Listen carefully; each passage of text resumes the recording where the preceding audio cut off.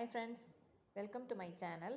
இந்த வீடியோவில் நம்ம பார்க்க போகிறது டெய்ஸி ஃப்ளார் கீ செயின் தான் பார்க்க போகிறோம்.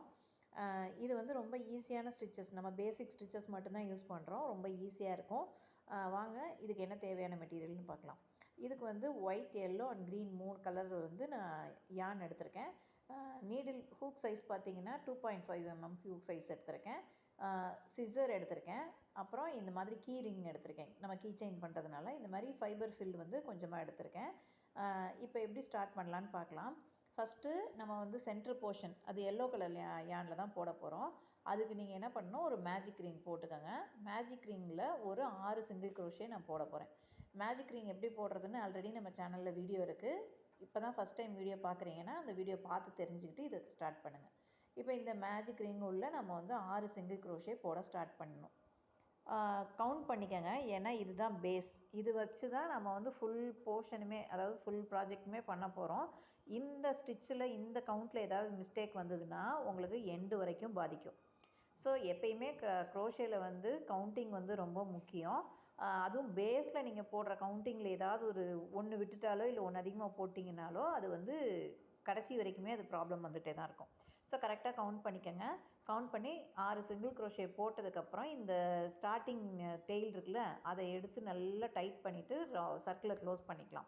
க்ளோஸ் பண்ணிட்டு ஃபஸ்ட்டு போட்ட சிங்கிள் க்ரோஷேயில் ஒரு ஸ்லிப் ஸ்டிச் போட்டு இந்த ரவுண்டை க்ளியர் பண்ணிக்கிறோம், க்ளோஸ் பண்ணிக்கிறோம்.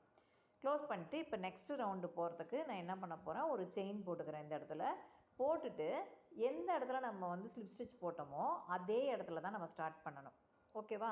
இந்த இடத்துல உங்களுக்கு ஏதாவது டவுட் வருது அப்படின்னா, கொஞ்சம் கன்ஃபியூஸ் ஆகிற மாதிரி இருந்தீங்கன்னா, ஃபஸ்ட்டு ஸ்டிச்சு போட்டோன்னே அந்த இடத்துல ஒரு வந்து ஸ்டிச் மார்க்கர் போட்டுக்கோங்க.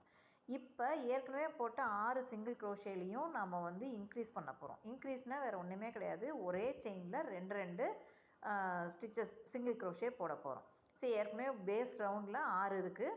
ஸோ அதுக்கு அடுத்த ரவுண்டில் வந்து நம்ம என்ன பண்ண போகிறோம், 2 சிங்கிள் க்ரோஷே ஒரே செயினில் போட்டு இன்க்ரீஸ் கொடுக்க போகிறோம்.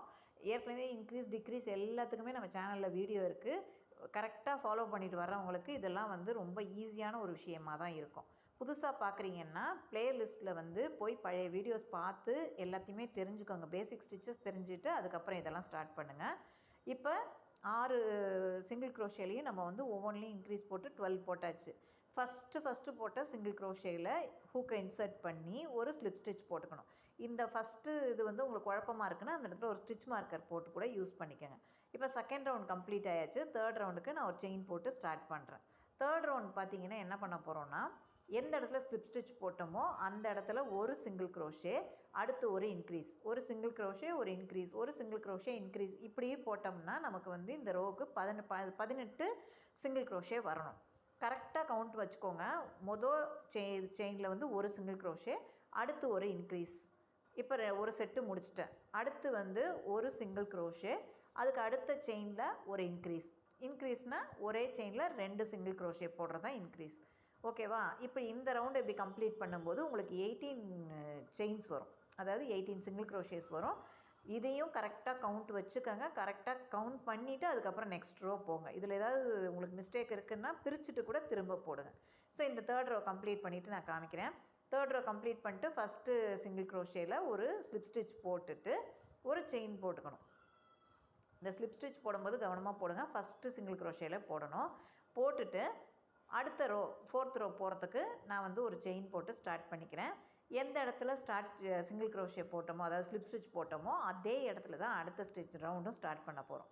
இந்த ரவுண்டை பொறுத்த வரைக்கும் ஃபஸ்ட்டு ஒரு சிங்கிள் க்ரோஷே, அதுக்கு அடுத்து ஒரு இன்க்ரீஸ், அடுத்து ஒரு சிங்கிள் க்ரோஷே. இதை வந்து ஒரு செட்டுன்னு வச்சுக்கோங்க. நான் அந்த மேலே ப்ராக்கெட்குள்ளே கொடுத்துருக்கேன் இல்லையா, ஒரு சிங்கிள் க்ரோஷே, ஒரு இன்க்ரீஸ், ஒரு சிங்கிள் க்ரோஷே, இது வந்து ஒரு செட்டுன்னு வச்சுக்கோங்க.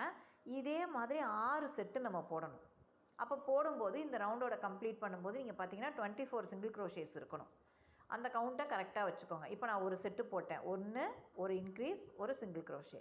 இப்போ அடுத்து ஸ்டார்ட் பண்ணும்போது ஒரு சிங்கிள் க்ரோஷே, அடுத்து ஒரு இன்க்ரீஸ், அடுத்து ஒரு சிங்கிள் க்ரோஷே போடணும். இதுதான் அடுத்த செட்டு. ஸோ நம்ம ஒரு சிங்கிள் க்ரோஷே போட்டோம், அடுத்து அப்படியே இன்க்ரீஸ் பண்ணிவிட்டு போவோன்னு போடக்கூடாது. அந்த ப்ராக்கெட்குள்ளே என்ன கொடுத்துருக்கணும் அதை அப்படியே ஃபாலோ பண்ணுங்கள். ஒரு சிங்கிள் க்ரோஷே போடுறோம், ஒரு இன்க்ரீஸ் பண்ணுறோம், அடுத்து ஒரு சிங்கிள் க்ரோஷே. இதே மாதிரி 6 செட்டு நீங்கள் கம்ப்ளீட் பண்ணிங்கன்னா உங்களுக்கு 24 ஸ்டிச்சஸ் வந்து இந்த ரோவில் கிடைக்கும்.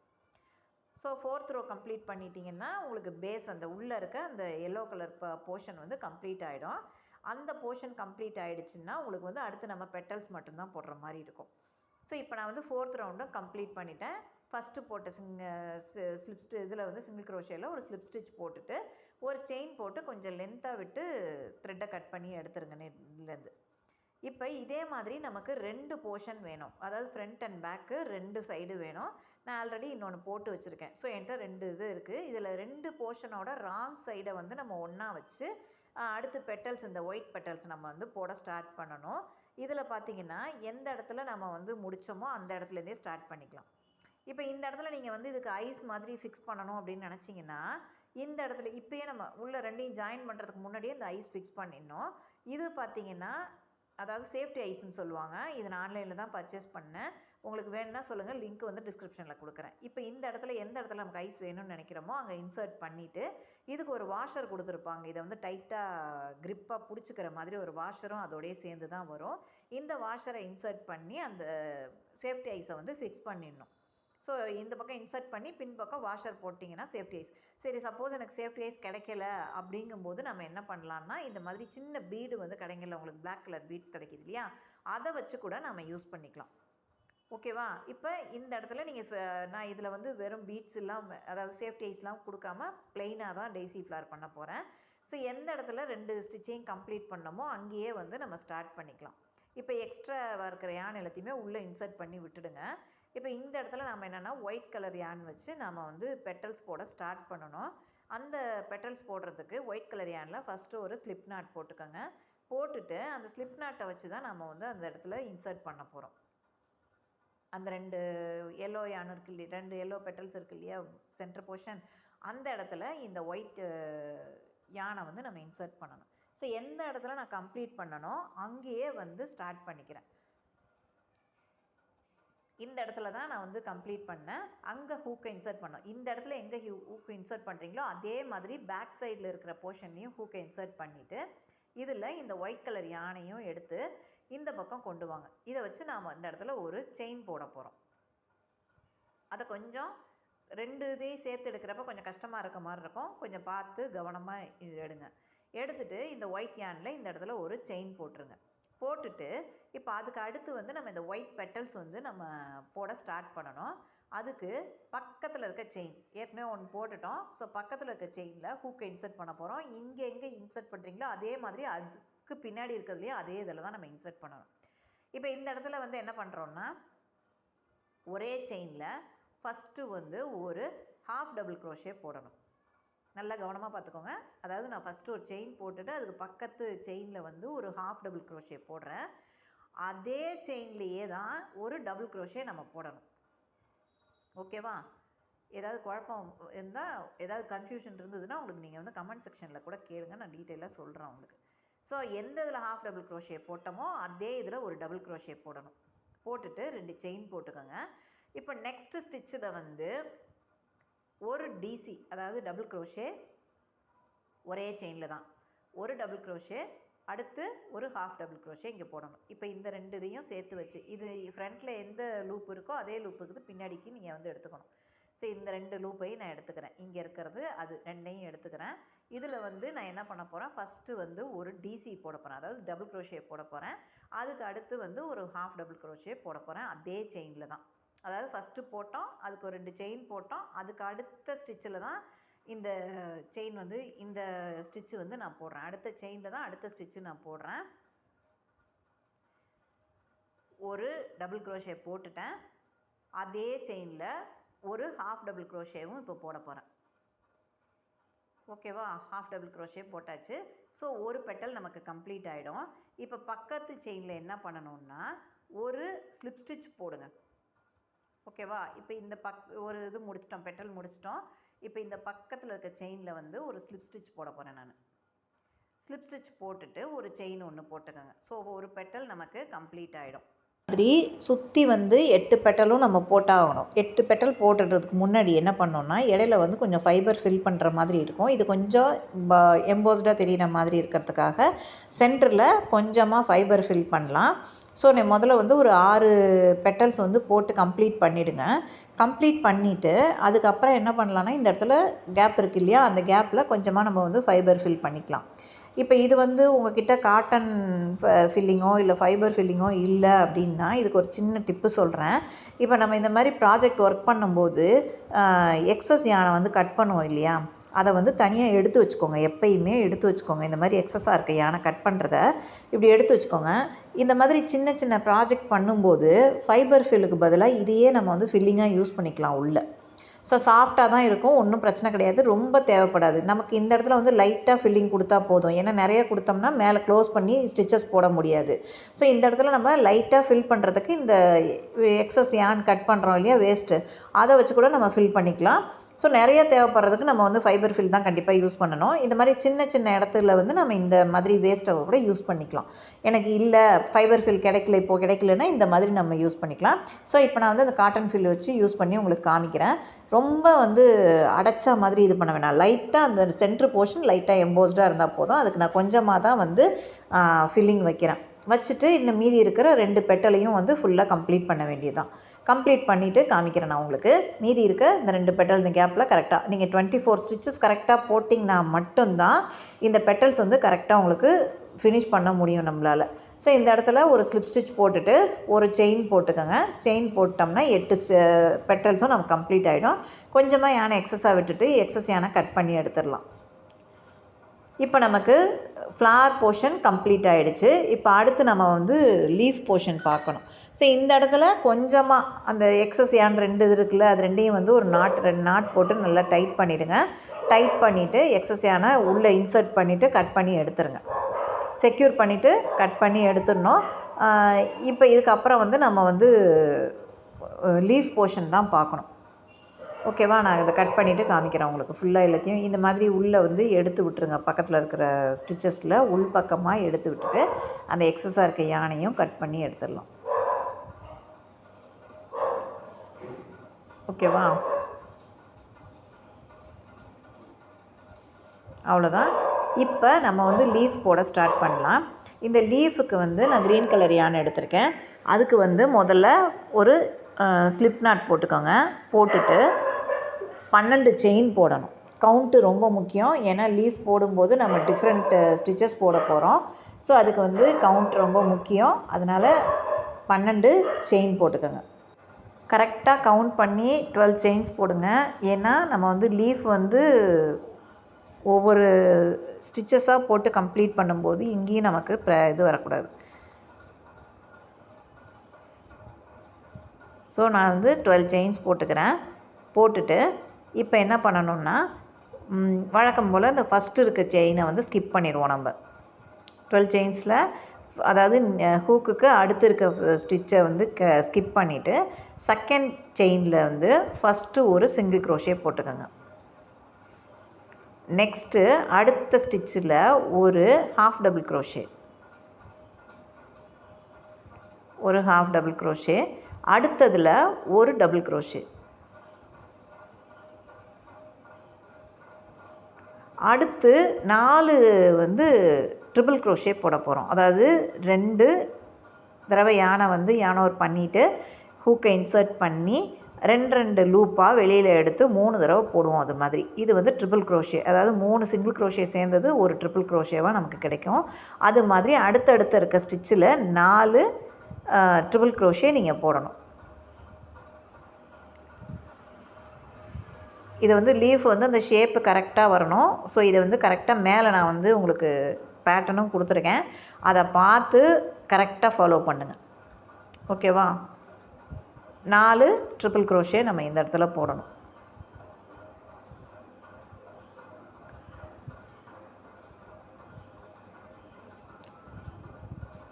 நீங்கள் 12 செயின் கரெக்டாக போட்டிங்கன்னா தான் ஒன்று ஸ்கிப் பண்ணி மீதியெல்லாம் கரெக்டாக போடுறதுக்கு கரெக்டாக இருக்கும்.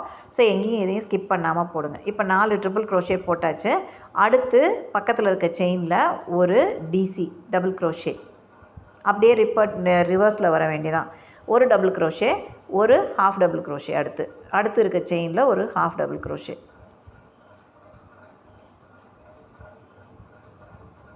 அடுத்து இருக்க செயினில் ஒரு சிங்கிள் க்ரோஷே,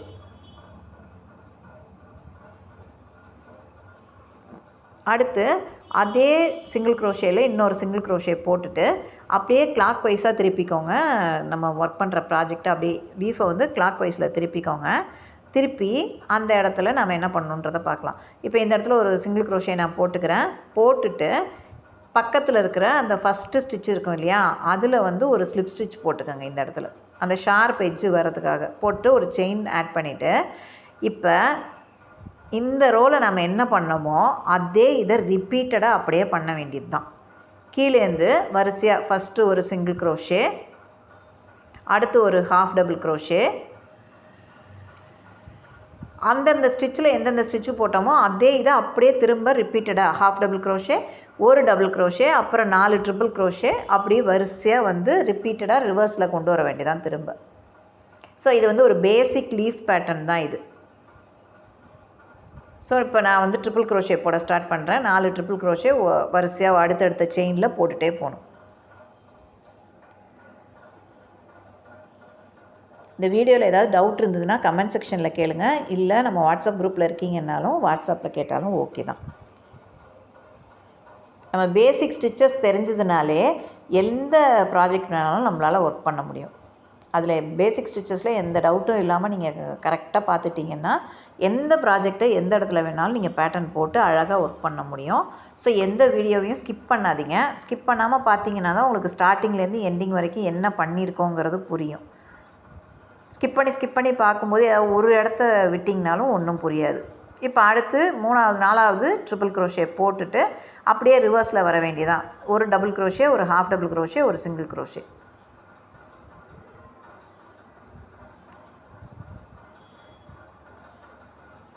நம்ம சேனலை ஃபஸ்ட் டைம் பார்க்குறீங்க அப்படின்னா பேசிக் ஸ்டிச்சஸ் எல்லாமே போய் தெரிஞ்சுக்கோங்க. எனக்கு பேசிக் ஸ்டிச்சஸ் ஆல்ரெடி தெரியும் அப்படின்னா பரவாயில்ல.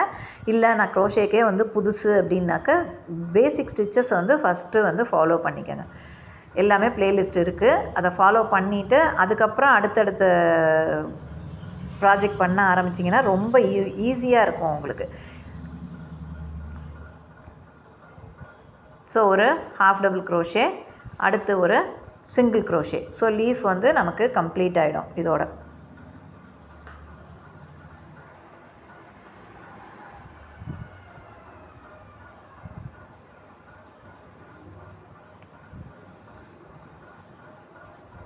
ஓகேவா? இதில் ஒரு செயின் போட்டுக்கோங்க. போட்டு கொஞ்சம் எக்ஸஸாக யானை லென்த்தாக விட்டுட்டு எக்ஸஸ் யானை கட் பண்ணிடலாம். நம்ம கட் பண்ணிவிட்டு இப்போ இந்த லீஃப்லேயும் இந்த எக்ஸஸ் யான் இருக்கு இல்லையா, ஃப்ரண்ட் அண்ட் பேக்கில் அப்படியே உள் பக்கமாக 2-3 ஸ்டிச்சஸ் உள்ளே சொருகி விட்டுட்டு நீங்கள் எக்ஸஸாக இருக்கிறதையும் கட் பண்ணி எடுத்துடலாம். இப்போ நமக்கு லீஃபும் ரெடி, ஃப்ளாரும் ரெடி. ஃப்ளாரில் இந்த சென்ட்ரு இந்த இடத்துல நம்ம ஸ்டிச்சு ஸ்டார்ட் பண்ணி எண்ட் பண்ணோம்ல, அந்த இடத்துல நான் வந்து கீ செயினோட ரிங்கை வந்து ஆட் பண்ணிக்கிறேன். இந்த இடத்துல ஆட் பண்ணிட்டு இந்த லீஃபையும் இதுலேயே வந்து சேர்த்து ஆட் பண்ணிக்கிறேன். ஆட் பண்ணிட்டு இது நல்லா ப்ளேயர் வச்சு நல்லா டைட்டாக முறுக்கி விட்டிங்கன்னா இது வந்து கழண்டு வராமல் இருக்கும். ஒரு ஈஸியான கீ செயின் ரெடி நமக்கு. ஓகேவா? இதில் நீங்கள் வேணுன்னா ஐஸு, சேஃப்டி ஐஸ் வச்சு கூட யூஸ் பண்ணலாம். இல்லை ப்ளைனாக அப்படியே கொடுக்குறதுனாலும் கொடுக்கலாம். இப்போ நீங்கள் கீ செயினுங்கும் போது நம்ம கீ ரிங் வந்து இதில் போட்டுட்டோம். இதே வந்து எனக்கு பேக் சாம் மாதிரி நான் யூஸ் பண்ண போகிறேன் அப்படின்னிங்கன்னா இந்த சென்டரில் ஸ்டார்ட் பண்ணி ஒரு 30 செயின்ஸ் போட்டுக்கோங்க. போட்டுட்டு அதுலேயே அந்த லீஃபையும் ஜாயின் பண்ணி இந்த இடத்துல ஒரு நாட் போட்டிங்கன்னா பேக் சாமை அழகாக நம்ம யூஸ் பண்ணிக்கலாம். இதை நான் வந்து அந்த கீரிங்கில் பார்த்தீங்கன்னா வெறும் த்ரெட்டை மட்டும் அப்படியே ஜாயின் பண்ணி லீஃபை வந்து போட்டிருந்தேன். ஸோ இதை ஒரு ஐடியாக்காக போட்டேன். பட் இது வெறும் த்ரெட்டாக போட்டிங்கன்னா அந்தளவுக்கு ஸ்ட்ராங்காக இருக்காது. ஒரு 30 செயின்ஸ் போட்டுட்டு நீங்கள் இந்த லீஃபையும் அட்டாச் பண்ணி இந்த இடத்துல நாட் போட்டிங்கன்னா ரொம்பவே ஈஸி, செக்யூர்டாக இருக்கிற மாதிரி இருக்கும். நீங்கள் பேக்கில் இழுத்து மாட்டும்போது கூட அந்தளவுக்கு டேமேஜ் ஆகாது உங்களுக்கு.